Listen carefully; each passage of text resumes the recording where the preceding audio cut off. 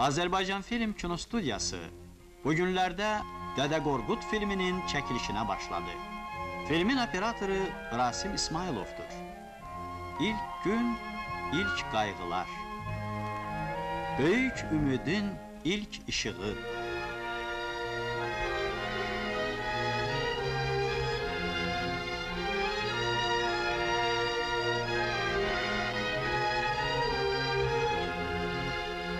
Filmin senari müəllifi Anar. Rejissoru Tofiq Tağzadə. Filmdə çəkilmək üçün ən məşhur kino aktyorlar cəlb edilmişlər.